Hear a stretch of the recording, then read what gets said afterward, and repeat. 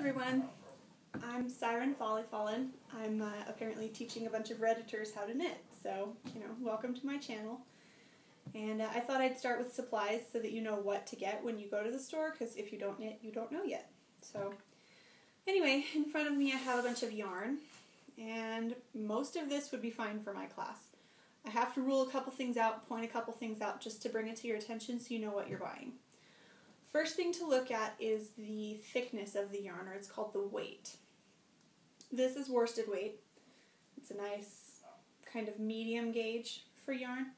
And the way you know it's worsted is there's a symbol right here on the wrapper that has a 4 in it, or it says medium worsted weight. And most balls of yarn will have that little symbol on there. If it's a 3, that means it's light worsted or sport weight. If it's a 5, it's probably bulky. So you want to get a worsted weight skein of yarn for the classes I'm teaching. I also recommend that you find acrylic yarn. That's here on the label. And that just means that your yarn is machine washable. It also makes it a lot less expensive to buy acrylic over more of a natural fiber like wool or cotton. You don't want to break the bank when you're still just learning how to knit. So anyway, buy a ball of 100 grams worsted weight acrylic yarn. Any color you like, it doesn't really matter all that much for what we're doing with it. And hopefully at the end of my class everybody will have a scarf and maybe a dishcloth. It's going to kind of depend. So anyway, that's the yarn you need. I wanted to point out differences in these yarns too, because it's kind of obvious, color and that kind of thing, but some things don't stand out. First off, this is called a skein of yarn. That's just like the shape it's in and how it's wound. Skeins are really nice because you can find the string on the outside and pull from the outside of the ball, or there's a string on the inside that you can pull from too. I like to pull from the inside because it keeps things neater. So that's personal preference, but I do like to pull from the inside. And with a skein you can do that. You've heard of yarn balls, of course. Everybody knows a ball of yarn. That's actually a measurement. It's 50 grams of yarn is a ball of yarn.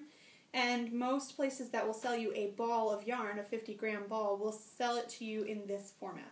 This is just called a ball, so skein, ball. This is also a ball, but this is not a unit of measurement ball of yarn. It's just a ball because it's round. It's hand wound. I actually did it this morning just kind of to show you guys. This can only be pulled from the outside, and that's the same with this one. You can only pull from one tail, the other one is inside. And if you try to find the other one, you're going to tie your ball in a giant knot. So anyway, third format here is a cake of yarn. If you have a ball winder at home, it's going to wind your yarn into these cakes. It's just like a little cylinder. And this is like the skein. It can be pulled from the outside or it can be pulled from the inside. So that's kind of nice to have. I like having my ball winder handy because when you get down to about half a skein, it kind of starts to shrivel up, and that way you can wind it back and make it neat and tight again. So, and then this is the other format that they'll sell you yarn in. This is very pretty, but it's for display purposes only. This is called a hank of yarn, and it comes apart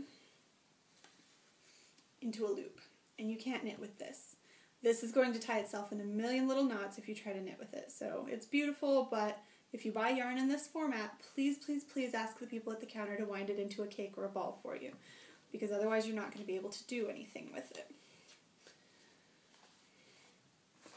Other things to note when you're buying yarn is the thickness, because these ones I've been showing you are this nice thin kind of medium ground.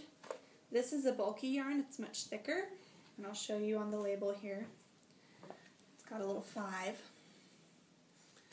And that means that this is just going to make a much fluffier fabric, but it's also, if you're using the needles I'm telling you to buy, it's going to be really tightly woven, and it's going to be kind of hard to manipulate. So I don't recommend anybody get bulky right now, though in the long run bulky is really nice to work with, because projects made out of bulky yarn come out a lot quicker than things made of thinner yarn.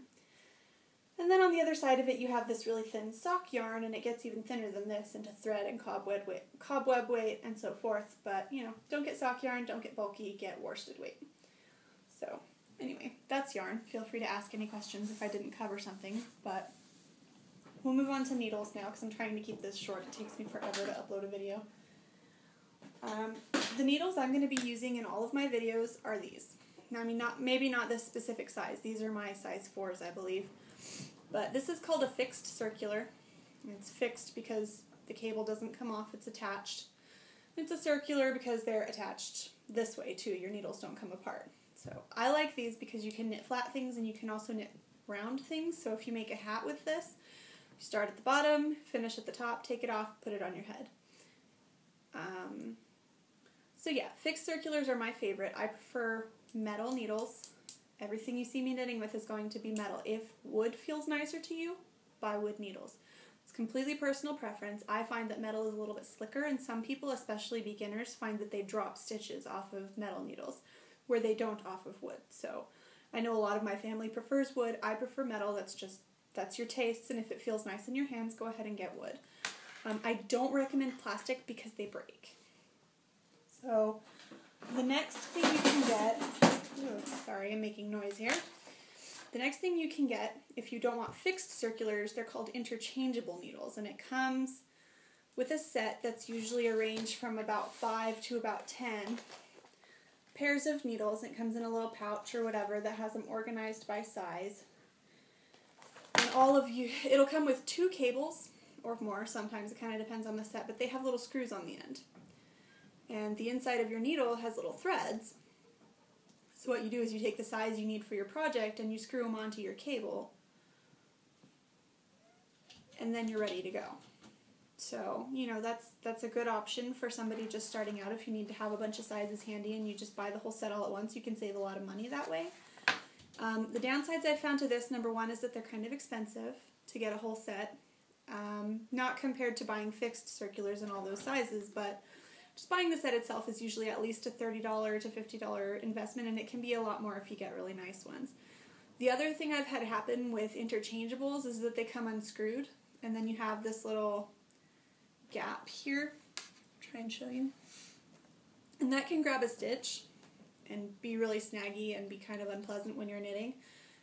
It can also come completely unscrewed and drop your stitches on the floor. That very rarely happens, but I've heard stories, and so, they do have their ups and downs.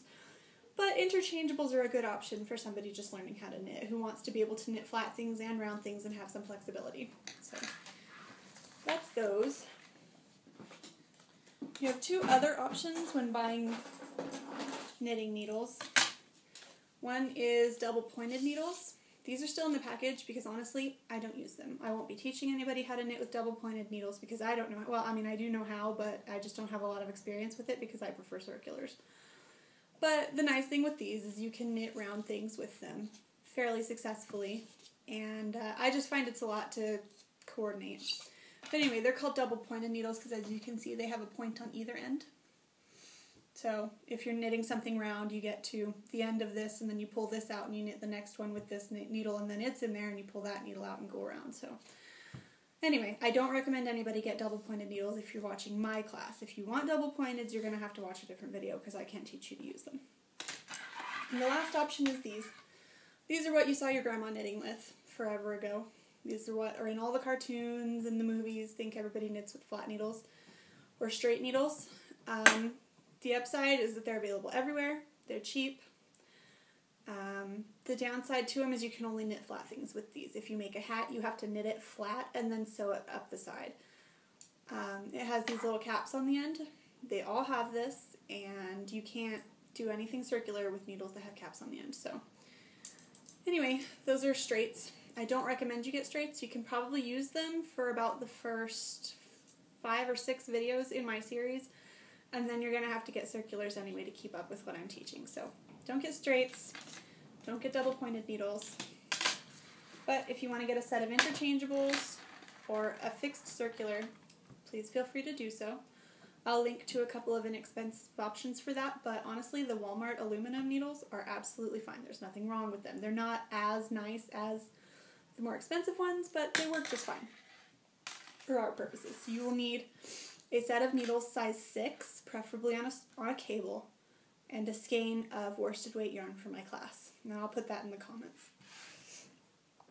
A couple other little things that you might want to have on hand. These are optional, but they help a lot. If I can find it. You'll need to have a yarn needle, and apparently I didn't bring one up here, sorry, but it's just like a regular needle, only it's really big and really fat, and the hole in it is really large because you're stringing yarn into it, you're not stringing thread.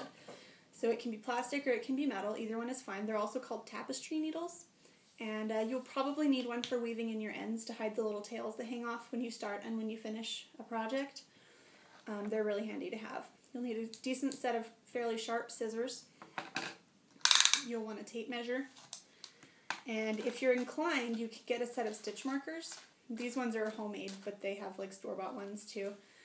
And all these do is they go over your needle between your stitches, and they help you keep track of where you are in your pattern or how many are between each stitch. So if you're knitting with 100 stitches and you don't want to have to go back and count and make sure there's 100 there in the next row, you can just count back to 1 and make sure you have 10 and then keep going, and the next one you've got 10 between, and then you know you're doing it right, so you don't have to do as much counting.